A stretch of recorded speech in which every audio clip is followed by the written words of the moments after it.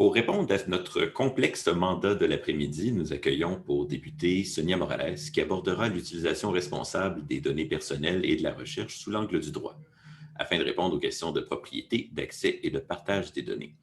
Madame Morales est avocate de formation et titulaire d'un doctorat en droit de la propriété intellectuelle. Elle a enseigné à la faculté de droit de l'Université Laval et est actuellement gestionnaire du bureau du droit d'auteur. Madame Morales, à vous la parole. Oui. Est-ce que vous voyez mon écran? Oui, Oui. d'accord. Je vais mettre en diaporama. Oui, ça y est. Bonjour, bonjour. Merci à tous d'être présents pour cette deuxième fin de journée de colloque. Il y a eu beaucoup d'informations qui ont été diffusées de part et d'autre. Donc, j'espère que mon point de vue juridique ne sera pas trop lourd à porter on est quand même vendredi après-midi.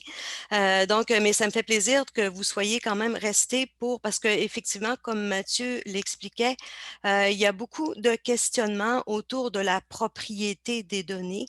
Euh, est-ce que vraiment la question là, qui sous-tend ma présentation, c'est est-ce qu'on peut parler de propriété intellectuelle sur les données de recherche? Est-ce qu'il faut les catégoriser? Est-ce qu'on parle d'une propriété plus générale? Est-ce qu'il faut trouver un traitement juridique différent pour les données de recherche, pour les renseignements personnels, etc. Donc, je vais tenter de répondre à toutes ces questions, en fait, de répondre, oui, à ces questions. Ma présentation d'aujourd'hui, elle est quand même un peu chargée. Euh, je vais juste déplacer ça ici. Mais c'est important de débuter par des notions de base en propriété intellectuelle.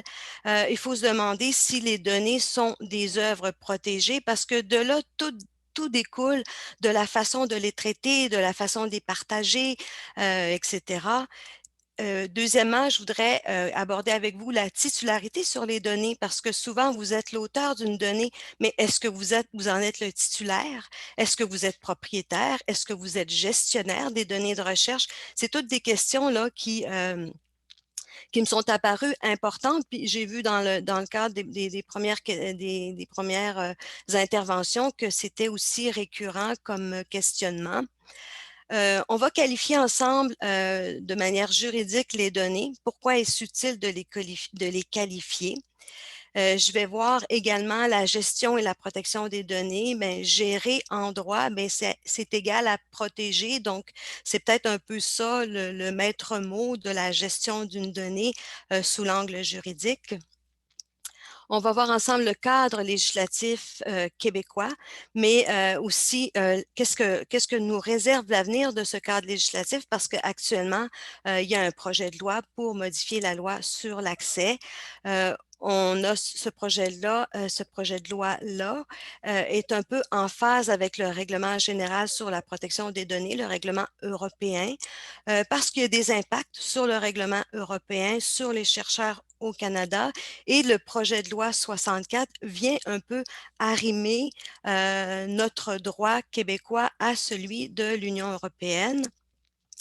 Et je ne pense pas être en mesure de vous parler de partage, réutilisation et de transfert, mais on en a discuté beaucoup. Puis je pense que c'est plus important dans le cadre de mon intervention de parler de la propriété davantage. J'aimerais juste revenir sur une question qu'on a eue hier à propos du fondement du partage des données. Donc, il y a un intervenant qui a posé la question, c'est quoi exactement ce fondement de partage? Pourquoi il faut absolument partager nos données? Et en fait, c'est une question qui me taraude depuis longtemps et je suis remontée jusqu'à la Déclaration universelle des droits de l'homme pour trouver une première réponse à la question. Donc, il y a un droit qui s'appelle le droit au partage du savoir et à l'accès aux connaissances scientifiques. C'est un droit fondamental, c'est l'article 27, qui est dans la Déclaration universelle des droits de l'homme. Donc, à partir de là, il faut savoir que les différents États de droit, le Canada, etc., la plupart de notre législation est quand même arrimée avec ces principes fondamentaux de la Déclaration universelle des droits de l'homme. Mais je n'irai pas plus loin là-dessus, mais ça peut être une réflexion qui pourrait partir dès la déclaration, comme le partage et l'accès aux connaissances serait un droit fondamental. Voilà, donc je veux vous dresser premièrement un tableau plus général de la propriété intellectuelle. On en parle beaucoup depuis le début, mais c'est important de la définir. La propriété intellectuelle se divise en deux grands blocs, deux grands axes.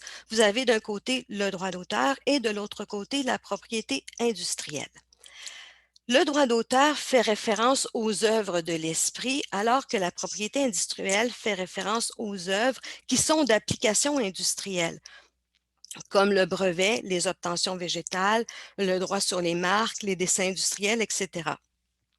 On n'en traite pas aujourd'hui parce que justement, les données de recherche font plutôt partie du droit d'auteur. Mais il y a des nuances à apporter à ce niveau-là. Donc, du côté du droit d'auteur, vous avez en fait le droit d'auteur, la loi sur le droit d'auteur couvre les œuvres littéraires, dramatiques, musicales et artistiques. Parmi les œuvres littéraires, on a les œuvres écrites et on a aussi les œuvres logicielles. Donc, il ne faut pas oublier que le logiciel, c'est une œuvre qui est considérée par la loi sur le droit d'auteur comme une œuvre littéraire. Donc, parce que, évidemment, c'est de l'écriture d'un code source, donc c'est vraiment assimilé par la loi à une œuvre littéraire et les données suivent un petit peu le même chemin. Donc, je vous disais, la loi sur le droit d'auteur protège 4 catégories d'œuvres. Parmi les œuvres littéraires, on a de façon plus classique les articles, les livres, les sites web, les fiches d'information, les questionnaires, les outils d'aide à la décision, les guides de référence, etc., mais aussi le logiciel et les applications web. Mais les données aussi sont protégées par la loi sur le droit d'auteur, mais pas n'importe quelle donnée. C'est important que la donnée constitue une œuvre protégeable. Donc, la donnée, pour être protégée, en fait, il faut que ce soit des données interprétées, des données analysées, des données dérivées. Donc, il faut qu'il y ait un travail d'auteur sur la donnée pour qu'elle soit protégée. Donc, au final, ça veut dire que la loi protège vos résultats. Donc, l'analyse, les résultats, souvent ce qui est rendu dans une publication, par exemple. La loi protège les œuvres artistiques comme les photographies, les dessins, les graphiques, etc. Et les œuvres dramatiques et musicales peut être moins pertinent pour cette présentation-ci. Ce qui n'est pas protégé par la loi sur les droits d'auteur, ce sont les idées. On dit souvent que les idées sont de libre parcours. Donc, par exemple, vous êtes dans le cadre d'une réunion, vous émettez une idée. Cette idée-là, elle n'est pas protégée par la loi sur le droit d'auteur, sauf si elle a été exprimée sur un support. Donc, elle a été enregistrée, captée. C'est une idée que vous avez soumise suite à un travail que vous avez déjà fait. Mais sinon, les idées sont de libre parcours. Et il faut faire très attention lorsque vous émettez des idées dans le cadre d'un brainstorming, par exemple. La loi ne protège pas non plus les données factuelles ou historiques connues, comme une date connue, etc. La loi ne protège pas les formules chimiques ou mathématiques connues ou évidentes, et la loi ne protège pas les données brutes, c'est-à-dire les données primaires qui n'ont pas été traitées par le chercheur. Donc, c'est important de voir ici que déjà là, on voit que ça prend un travail d'analyse pour qu'il existe une propriété intellectuelle sur une donnée. Donc, sur une donnée brute, qui sont des données factuelles, des données qui ont été collectées, des données d'observation, mais ces données-là, la loi sur le droit d'auteur ne les protège pas. Donc, on ne peut pas parler de propriété intellectuelle sur des données brutes. Donc, c'est quand même important tout de suite de situer la position du droit sur cette question-là. On dit que l'œuvre protégée, donc les résultats, l'analyse, subsiste pendant la vie de l'auteur, plus 50 ans suivant son décès. Puis ici, je veux juste vous informer que ça va changer, probablement en mai, à la fin mai, 2022 parce que, comme vous savez, le Canada a ratifié l'accord de libre-échange, Canada-États-Unis, Mexique, donc le fameux ALENA 2.0 et dans le cadre de cet accord commercial, le Canada s'est engagé à arrimer la durée de protection en droit d'auteur avec ses partenaires qui sont actuellement donc de la vie de l'auteur plus 70 ans, 70 ans suivant son décès. Donc ici, on va avoir un 20 ans supplémentaire de protection qui va être ajusté à notre loi sur le droit d'auteur. Il y a 2 autres critères pour qu'une œuvre soit protégée. Donc, outre le fait d'être classée dans l'une des catégories que j'ai mentionnées, il faut que l'œuvre soit originale. L'originalité en droit d'auteur, c'est l'expression d'un minimum de talent et de jugement. Le talent, ça réfère au recours à des connaissances, à une aptitude, à une compétence. On ne parle pas ici d'un talent artistique à proprement parler, ça serait beaucoup trop subjectif. Et il faut qu'il y ait un minimum de jugement qui fait appel à cette faculté de discernement, la capacité à prendre des décisions et à faire des choix. Donc, je vous pose la question suivante. Est-ce qu'une œuvre qui est créée par l'intelligence artificielle est une œuvre qui serait protégée par la loi sur le droit d'auteur? C'est une grande question.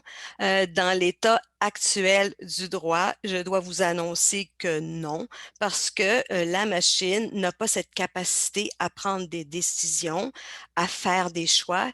Et on dit que souvent, l'œuvre qui est générée, donc comme une toile ou une pièce musicale ou même une œuvre littéraire, euh, c'est souvent un peu aléatoire. Donc, ça répond en fait c'est non prédictible.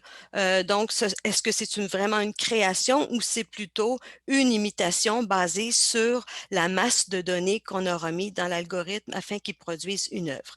Donc, dans l'état actuel du droit, c'est non, mais c'est en modification par la Commission sur la loi sur le droit d'auteur et plusieurs scientifiques, plusieurs institutions ont émis l'idée que la propriété intellectuelle pourrait appartenir aux programmeurs et donc aux dernières personnes qui ont entré les données.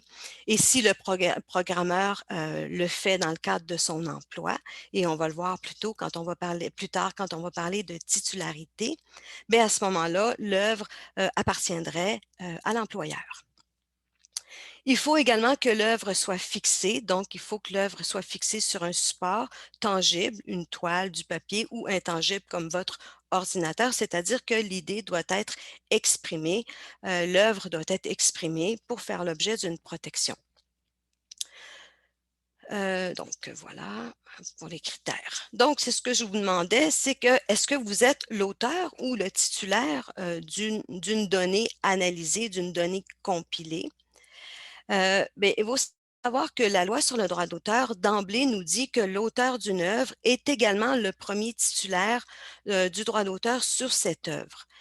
Il y a 2 exceptions. Si l'œuvre est réalisée dans le cadre de l'emploi, donc, s'il n'y a pas de stipulation à l'effet contraire dans le contrat d'emploi ou dans une convention collective ou dans une réglementation qui serait adoptée par l'institution, mais c'est l'employeur qui devient le titulaire du droit d'auteur sur une œuvre qui est réalisée dans l'exercice de l'emploi, dans l'exercice d'un stage, d'un contrat de recherche, etc.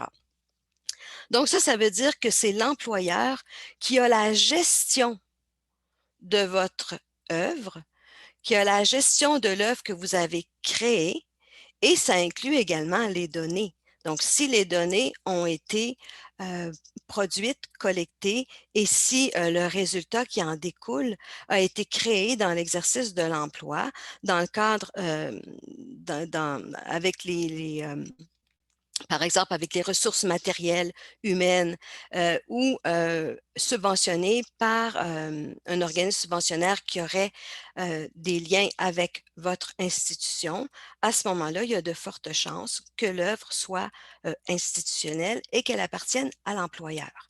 Bien sûr, je parle de droits patrimoniaux, donc de droits de gérer l'œuvre.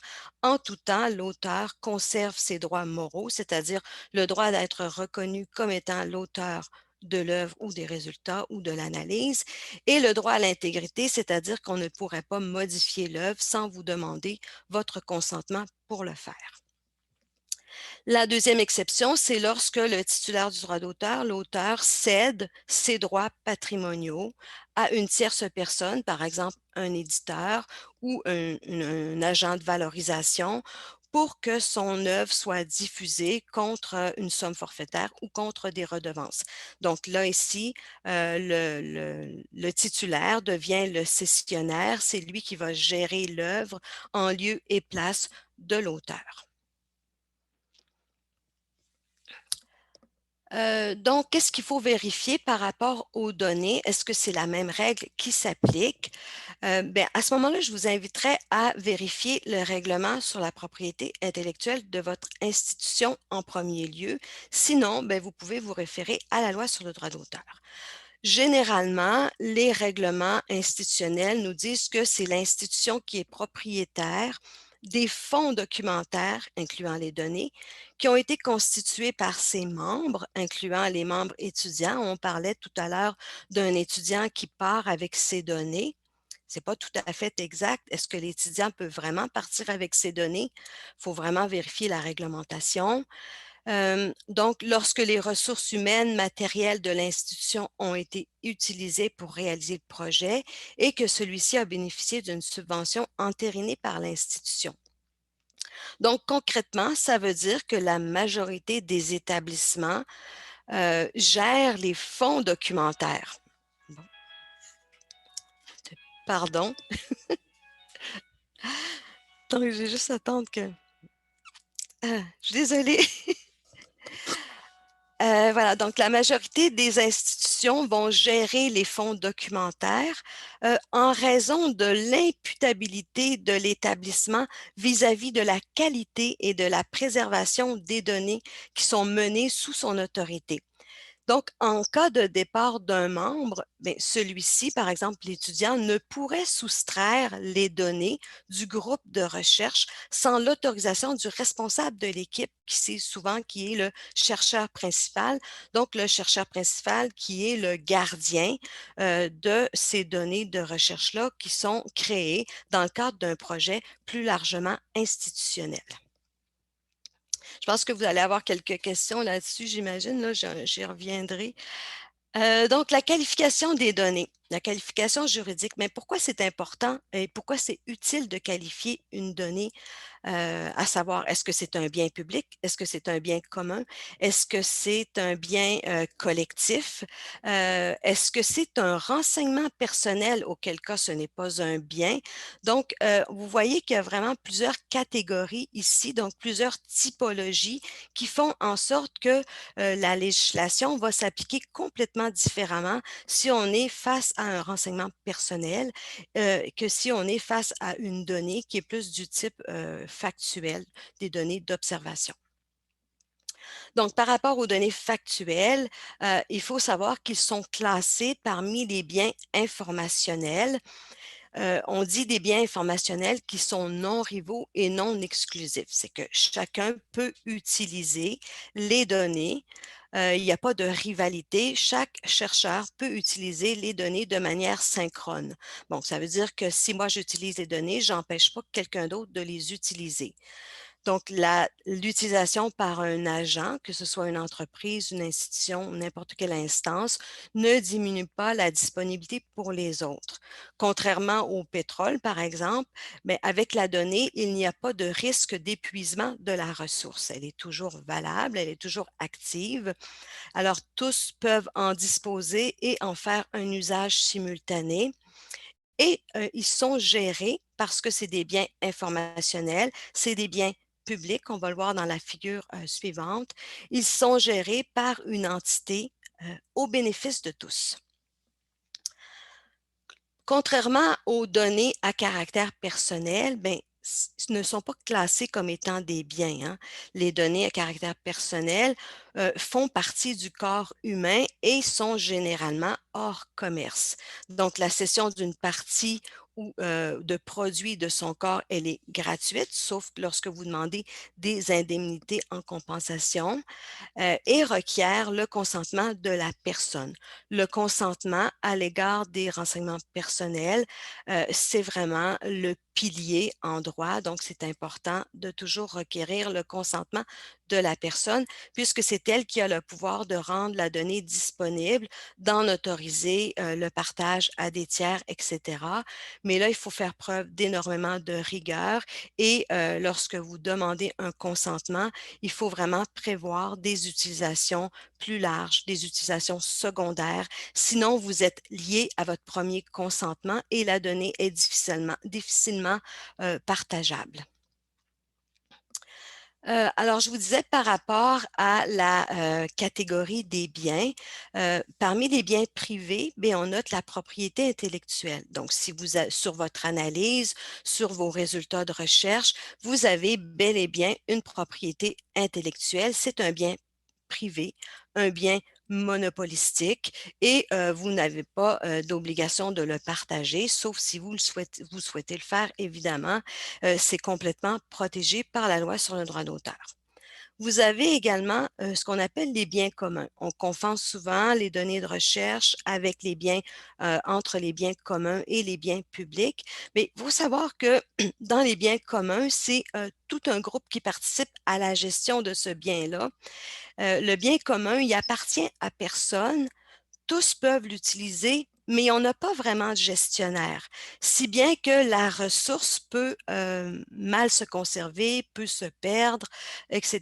Donc, on parle de biens communs plutôt pour la biodiversité, par exemple, ou des ressources phytogénétiques. Donc, si j'utilise la biodiversité, ça appartient à personne, mais il y a un risque d'épuisement si il n'y a pas un groupe qui gère les entrées et les sorties des éléments de la biodiversité.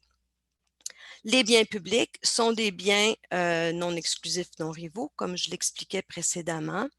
La gestion se fait au bénéfice de tous dans un mode un peu fiduciaire et on inclut parmi les biens publics tous les biens informationnels, la connaissance, la culture, les logiciels gratuits, l'Internet et bien sûr les données de recherche, mais on parle ici évidemment des données brutes.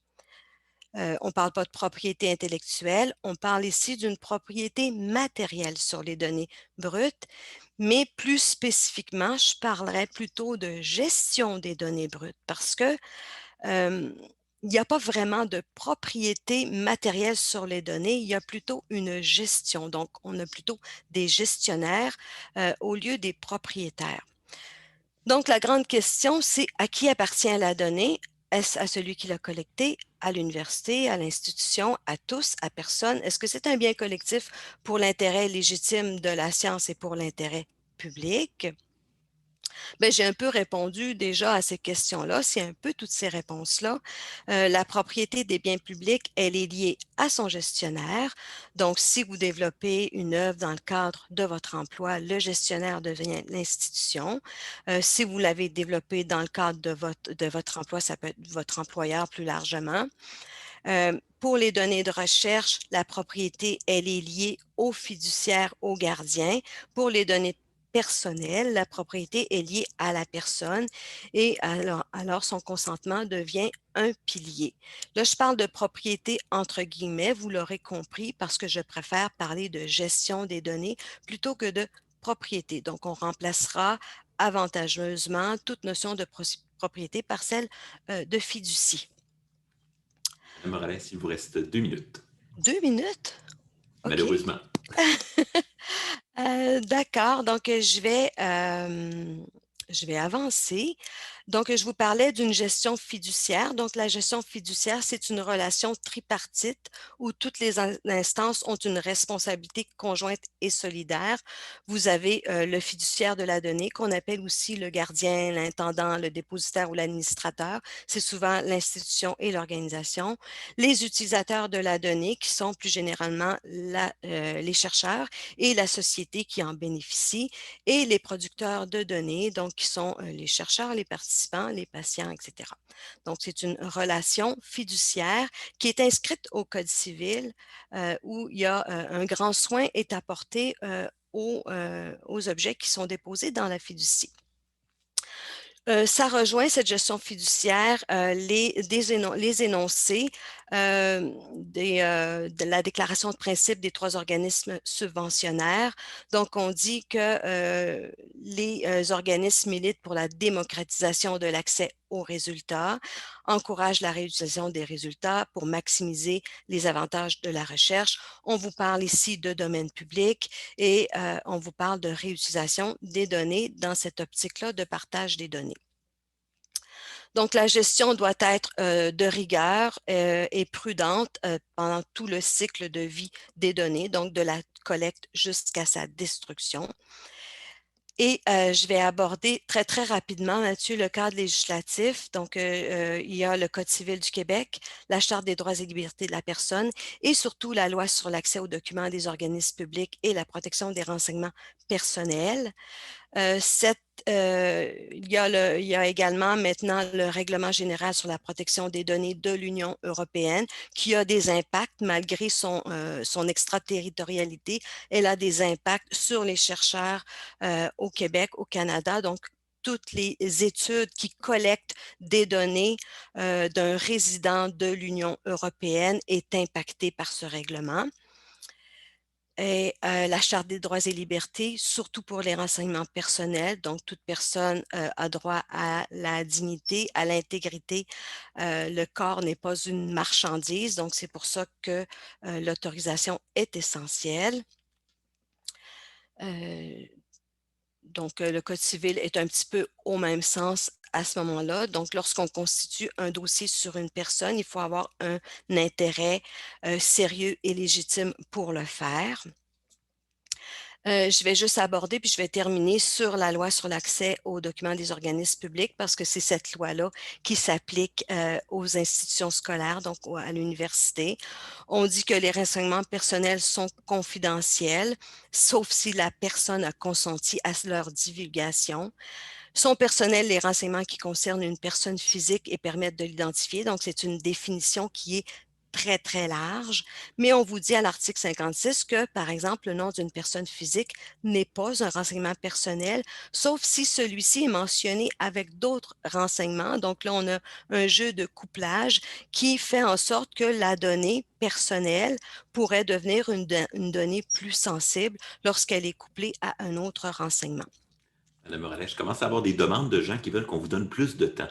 Ah! Donc, je pense qu'on est tous très contents d'avoir une avocate spécialiste en droit d'auteur avec nous. Donc, si vous voulez prendre 2-3 minutes de plus, OK. on pourra Bon, décaler un ben, peu.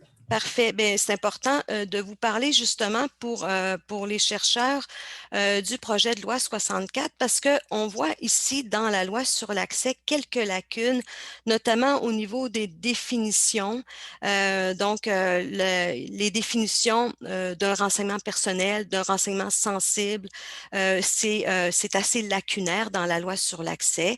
Et donc, le projet de loi 64, qui est en ce moment à l'étude, vient s'arrimer avec le règlement européen. Et dans le règlement européen, il y a des définitions très complètes sur le renseignement sensible, le renseignement personnel, comment le partager. Dans ce règlement-là, on a également combien de temps on doit conserver une donnée. Est-ce qu'on doit imposer une limite et également dans le règlement européen, on a des sanctions qui sont très, très importantes, qui se chiffrent en termes de millions de dollars pour les organismes qui ne respectent pas le règlement. Donc, le projet de loi 64, parce qu'actuellement, on n'a même pas de sanctions pécuniaires dans notre règlement, vient un peu s'arrimer avec le règlement européen. Donc, on élabore sur la politique de confidentialité, on renforce la transparence, on insère le droit à l'oubli et à l'effacement qui est présent dans le règlement européen, mais c'est important parce qu'on va le faire dans les limites de la technologie. Donc, jusqu'où la technologie nous permet d'effacer complètement la donnée pour, euh, pour euh, euh, pour répondre à ce droit à l'oubli. Donc, des définitions sur le renseignement dépersonnalisé, anonymisé. Il y a une durée de conservation qui va être établie, qui est de 7 ans lorsque le projet a atteint ses fins. Donc, c'est important de prévoir des utilisations secondaires si vous voulez qu'on conserve la donnée plus longtemps. Il y a 2 modifications majeures qui sont plus questionnables dans les milieux juridiques. Donc, on abolit le consentement de la commission à l'accès parce que justement, on nomme dans le règlement un gestionnaire, donc qui va prendre un peu la place de la commission à l'accès à l'information. Or, cette commission-là ben, avait peut-être un billet plus neutre, donc c'est peut-être une chose qui serait un peu à corriger. Et on élargit implicitement le consentement des participants afin de pouvoir utiliser et de communiquer le renseignement personnel non sensible. Donc là, le projet de loi parle de renseignement personnel quand même, non sensible. Ça serait aux fins de recherche, d'études et de statistiques, donc à des fins bien précises, pas à des fins commerciales ou à des fins qui seraient compatibles avec le consentement qui aurait été recueilli au début du projet de recherche. Et il faut que ces données-là soient dépersonnalisées. Donc, là où les juristes sont un peu réticents, c'est parce qu'on sait que la dépersonnalisation, ça efface pas toutes les traces. Donc, il faut que ce soit vraiment une donnée plutôt anonymisée, donc où il n'y a jamais eu d'identifiants qui ont été rattachés et non pas dépersonnalisés, où il y a simplement un brouillage des informations. Et on s'interroge aussi, bon, c'est quoi les fins compatibles par rapport à ce qui a été recueilli en amont du projet. Donc, on trouve que c'est un petit peu flou et c'est pour ça que pour le moment, c'est à l'étude chez différents juristes notamment. Donc, partage et réutilisation, je ne voulais pas vraiment en parler, mais je pourrais juste vous dire que il faut que la réflexion soit proportionnelle à la sensibilité des données. Donc, si dans votre partage, votre réutilisation, vous avez des données, des renseignements personnels, qui plus est des renseignements personnels sensibles, bien, il faut vraiment faire une réflexion en ce sens. Donc, ben, peut-être vous dire que l'utilisation secondaire, ben, c'est important de mentionner que c'est un bien collectif et il faut vraiment le prévoir en amont de votre projet lorsque vous recueillez, collectez des données des participants. Donc, en guise de conclusion, ben, il faut transmettre des données qui se rapportent à des participants qui ont consenti à le faire, prévoir l'hébergement des données sur une plateforme, inclure cet aspect dans le consentement de dire aux participants, mais vos données vont être hébergées dans une plateforme. Prévoir le sort des données avant le début du projet, veiller au respect et à l'intérêt des individus, respecter les politiques sur l'accès et le partage des données et respecter l'éthique en recherche. Et voilà, j'ai terminé. Donc, le bureau du droit d'auteur de l'Université Laval à la bibliothèque Jean-Charles Bonenfant. Donc, voilà, je suis prête à répondre à vos questions.